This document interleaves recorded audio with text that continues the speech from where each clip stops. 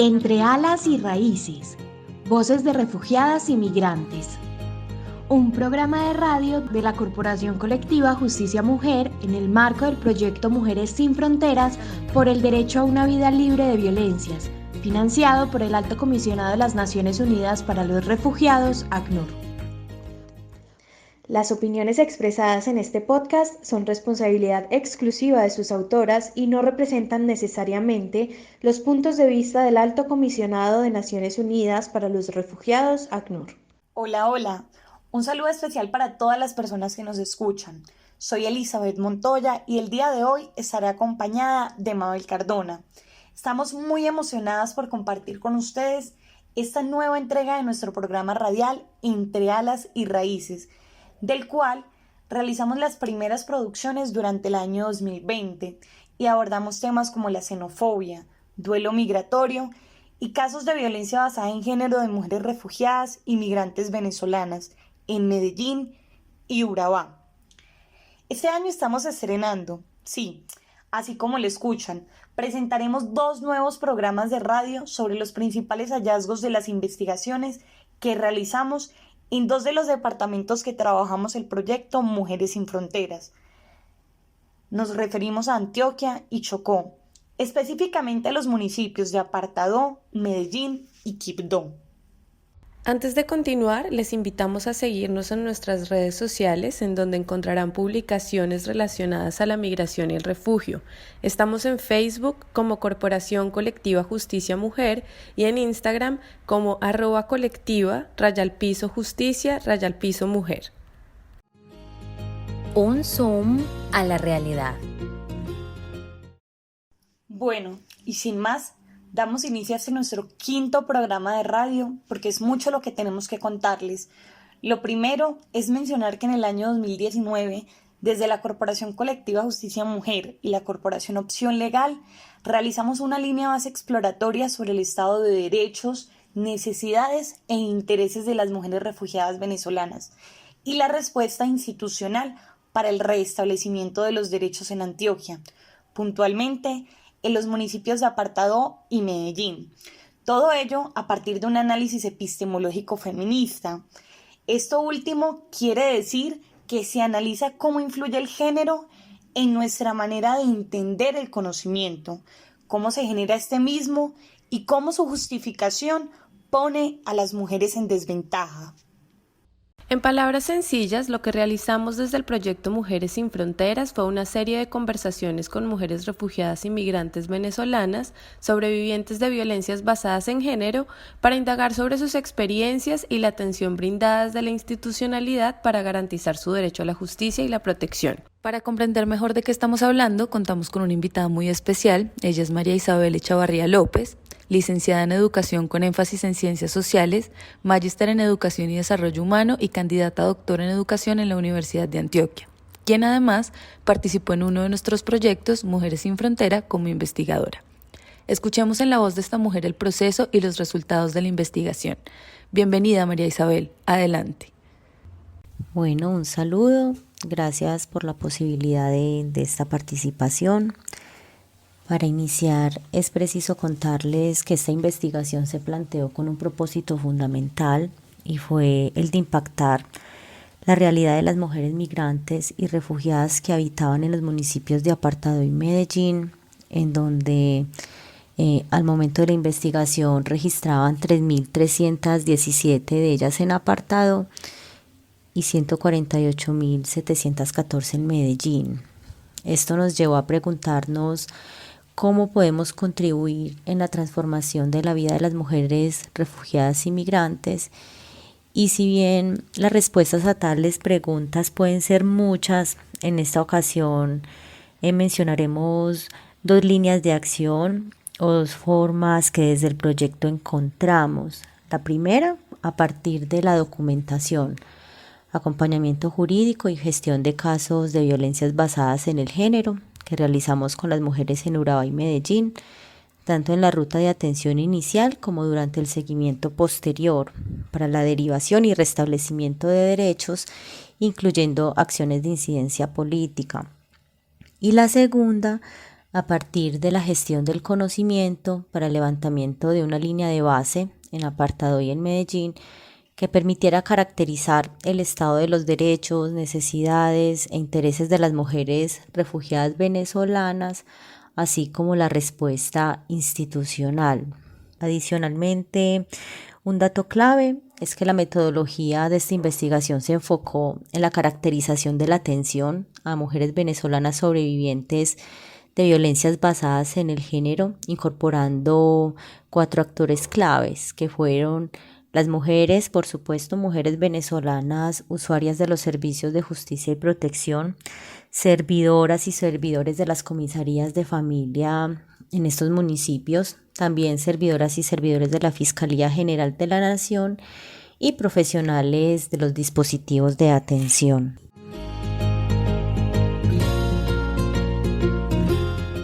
Muchas mujeres están huyendo de la violencia en sus países de origen, pero también llegan y se enfrentan a otros riesgos cuando están transitando y cuando llegan a sus lugares de destino.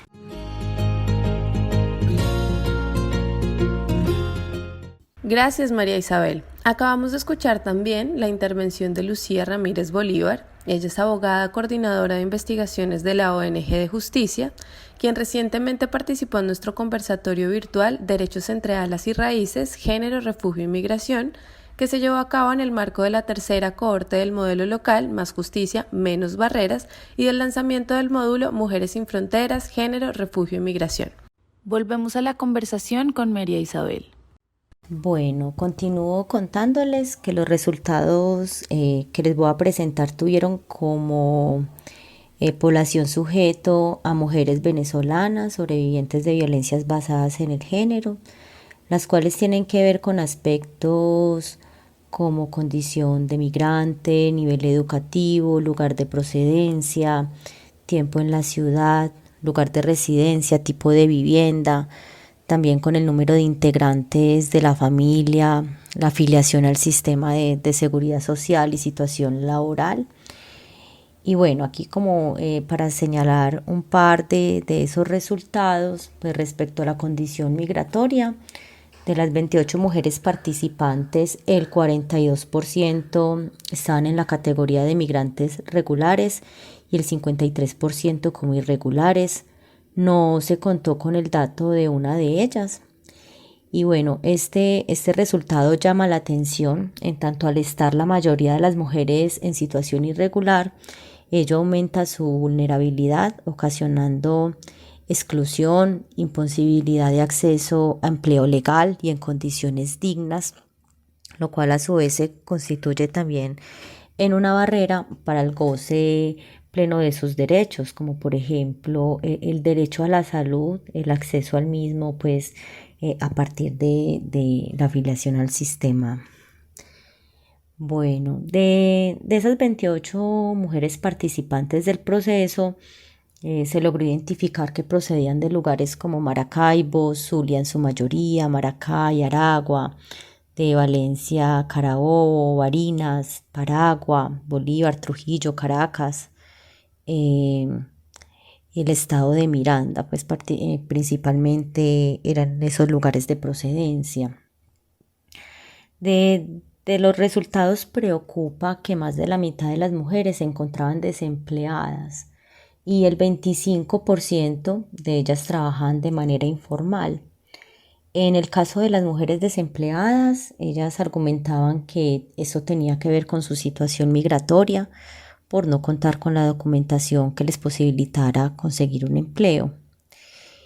Y un último dato, y con esto me despido, y que genera una alarma también, es que el 71% de las mujeres venezolanas que participaron en el proceso ejercían el rol de jefas de hogar.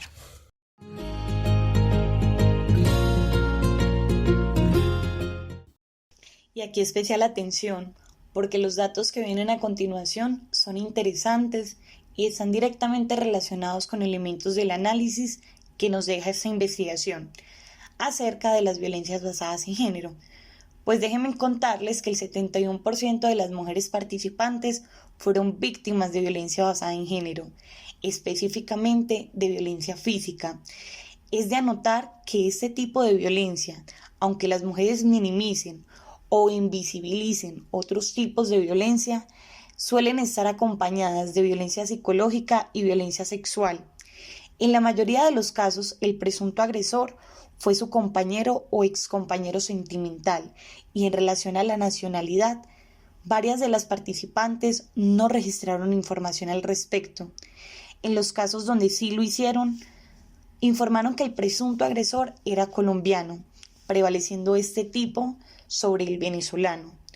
Todo este contexto refuerza los roles tradicionales en las relaciones de género, derivando en nuevas vulnerabilidades para ellas, las cuales no solamente hacen referencia al desplazamiento físico, sino también simbólico, nuevas formas de hablar, interpretar el mundo y que afectan a las mujeres como consecuencias de unas condiciones precarias de estar en el país, de la exclusión y del aislamiento.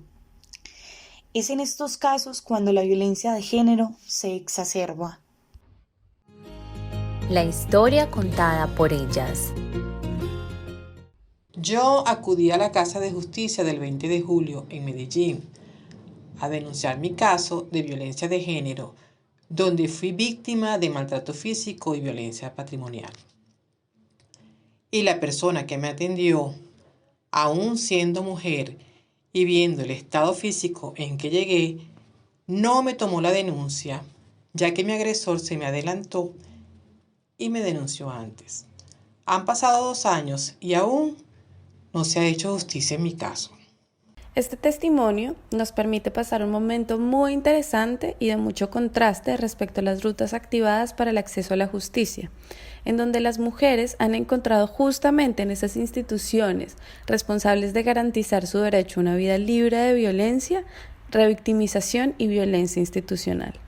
Recordemos que la responsabilidad del Estado incluye tanto las acciones como las omisiones que provocan violencia contra las mujeres y también incluye acciones que demuestran una discriminación y obstáculo para que las mujeres ejerzan sus derechos. Para el proceso de activación de las rutas por violencias basadas en el género, las mujeres tuvieron contacto y recibieron el servicio de instituciones como la policía, la línea 123 Mujer, comisarías de familia, Fiscalía General de la Nación y asimismo con las respectivas instancias donde fueron derivadas como el CAIVAS y el CAVIF. En la mayoría de los casos, ellas activaron más de un servicio de la ruta, pero también es de anotarse que en otros casos las mujeres no accedieron a la denuncia. En este sentido, fue posible identificar que el 78% de ellas activaron la ruta de denuncia por violencias basadas en género en Medellín y en Urabá. Particularmente en Medellín, el 64% de ellas lo hicieron en la línea 123 Mujer, el 35% en la comisaría de familia, el 32% instauraron la denuncia en la policía y otro tanto en la Fiscalía General de la Nación. Aproximadamente el 21% de estas mujeres accedieron a medicina legal, el 7% accedieron al CAIVAS y otro tanto al CAVIF. En estas instituciones, el trato otorgado por servidores y servidoras se convierte en una barrera. Según las mujeres venezolanas entrevistadas, de manera más frecuente por la policía y comisarías de familia, debido a que han identificado actitudes xenofóbicas.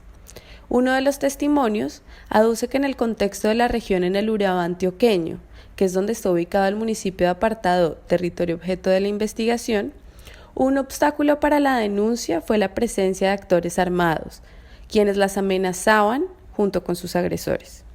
Asimismo, mediante entrevista llevada a cabo con un servidor público, este expresó que la región de Urabá era empleada por muchas personas como ruta de paso hacia otros países en Centroamérica, por lo que desde su experiencia personal, a las mujeres que estaban de paso no les interesaba iniciar un proceso al que no darían continuidad.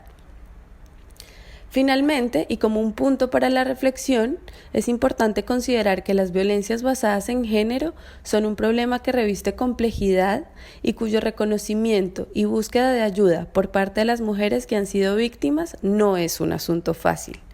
Existen situaciones estructurales de discriminación y desigualdad que combinan aspectos económicos, el contexto, la condición migratoria, que las obliga a guardar silencio y el temor hace que se paralicen al momento de tomar una decisión de denunciar.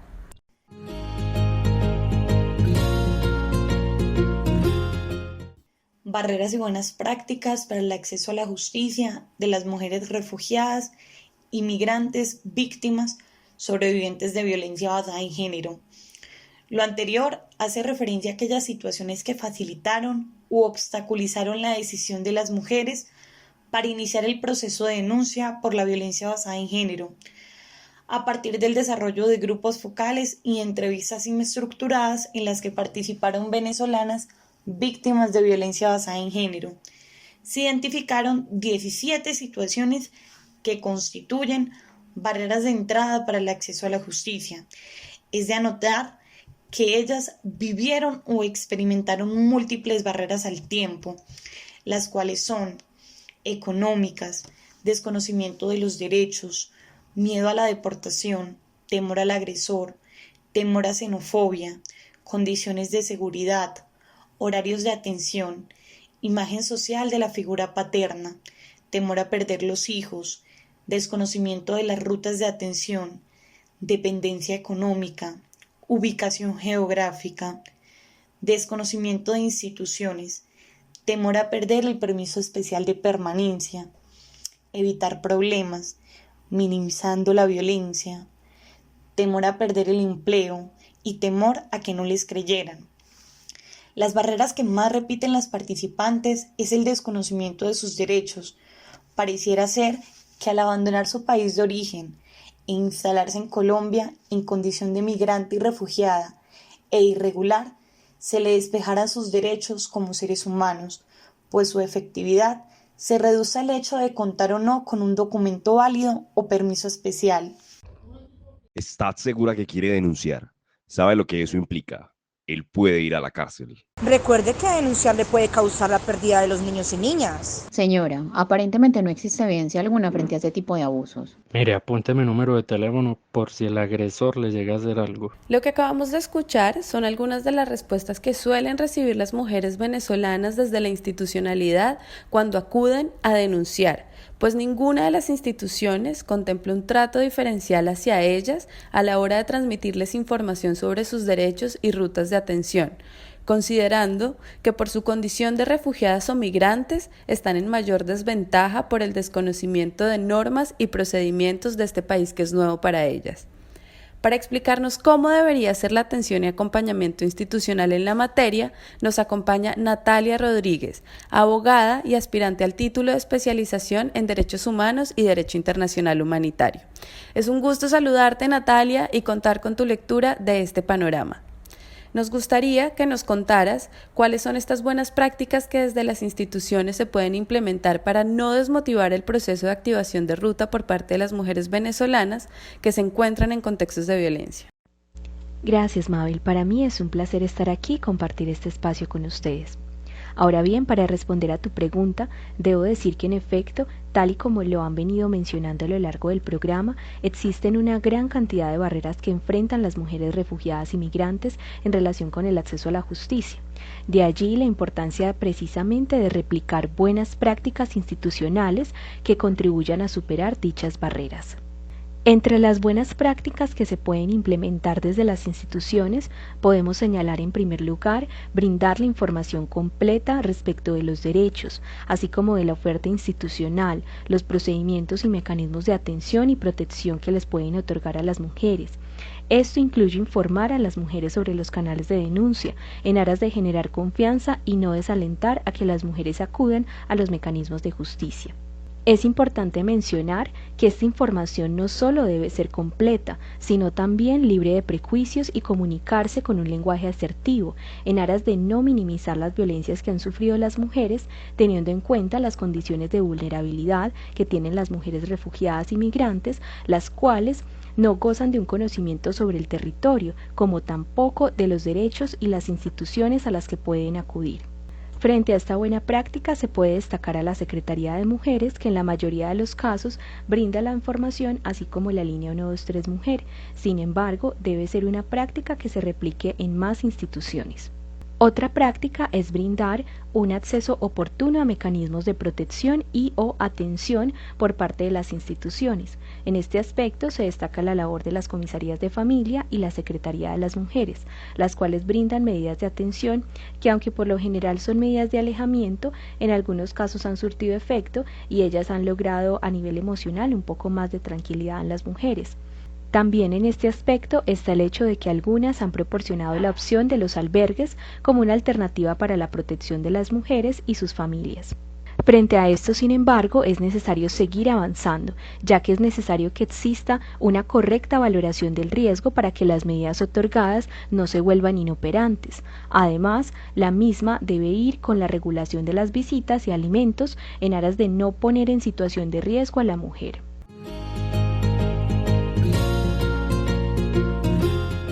Gracias, Natalia. Justo lo que mencionas hace conexión directa con algunas de las buenas prácticas para contribuir a una vida libre de violencias para las mujeres refugiadas y migrantes. Por ejemplo, informar a las mujeres refugiadas y migrantes sobre su derecho a no ser enfrentadas con el agresor en procesos judiciales o administrativos si así lo desean. Además de garantizar una escucha atenta, sin prejuicios y xenofobia, sobre el relato de las mujeres que acuden a servicios de atención. Todo ello genera más firmeza y confianza a la hora de denunciar. Por supuesto, Mabel, y en ello tienes razón, y es que estas acciones parecen pequeñas e insignificantes, pero en realidad son valiosas y deberían ser parte de la normalidad, pero no lo son.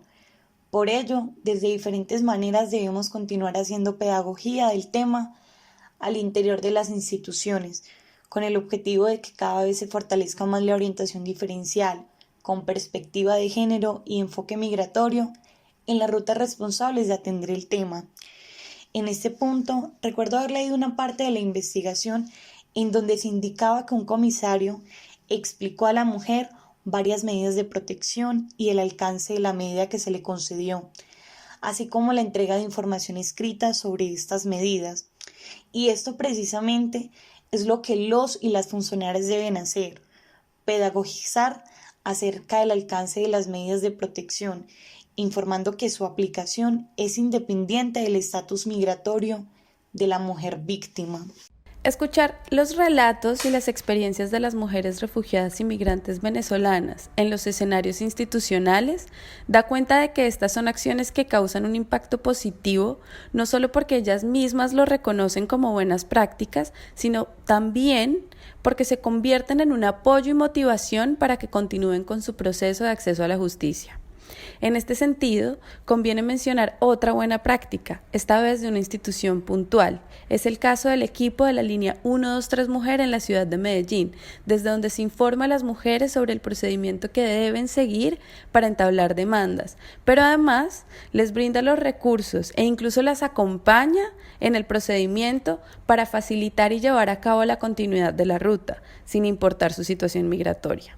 Después, realizan el seguimiento telefónico a las mujeres, bien sea porque continúen el proceso en el programa o no, lo cual también se constituye como una buena práctica al garantizar el seguimiento psicosocial desde la interposición de la denuncia hasta las etapas posteriores, asegurando la eliminación de barreras. Este es un muy buen ejemplo, Mabel.